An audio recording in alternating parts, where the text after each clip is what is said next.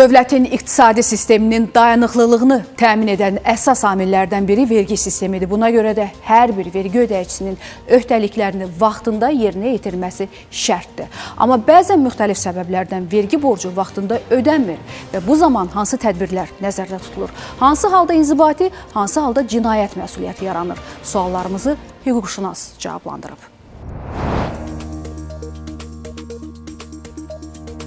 Vergi ödəyicilərinin bəziləri müəyyən səbəblərdən öhdəliklərini yerinə yetirə bilmir və nəticədə vergi borcu yaranır. Vergi orqanı müxtəlif vasitələrlə vergi ödəyicisini bununla bağlı məlumatlandıraraq xəbərdarlıq edir. Lakin bununla belə borcunu ödəyə bilməyənlərə qarşı müəyyən tədbirlər görülür. Hüquqşünas Şulan Nağıyev deyir ki, ilk növbədə vergi ödəyicisinin bank hesabına sərəncam qoyulur. Bura icra olunmalı və ya dondurulmalı sərəncamlara aiddir.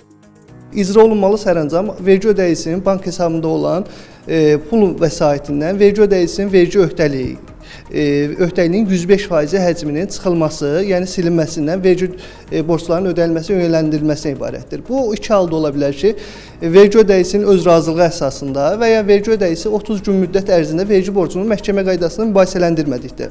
İkinci bir sərəncam növü isə yenə vergi borcunun 105% həcmində sadəcə dondurulmalı sərəncam. Bu halda vergi ödəyicisi 30 gün müddət ərzində məhkəməyə vergi borcunu mübahisələndirir məhkəmədə və ya vergi ödəyicisinin yazılı razılığı yoxdur. Bu halda dondurulmalı sərəncam icra olunur.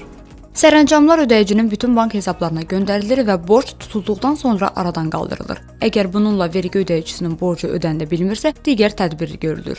Bu tədbirlərə vergi ödəyicisinin əmlakın siyahıya alınması aiddir. Əmlakın siyahıya alınması Vergi Məcəlləsinin 89-cu maddəsi ilə tənzimlənir, hansı ki, vergi orqanları vergi borcunun ödənilməsinə kifayət edəcək həcmdə əmlak siyahıya alır.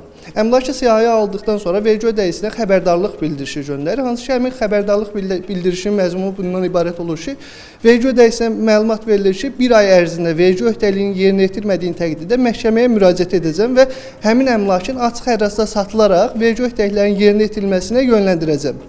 Vergi ödəyicisi bir ay ərzində hansı ki, vergi borcunu həyata keçirmədikdə vergi orqanı müvafiq qaydada inzibati məhkəmələrə müraciət edir.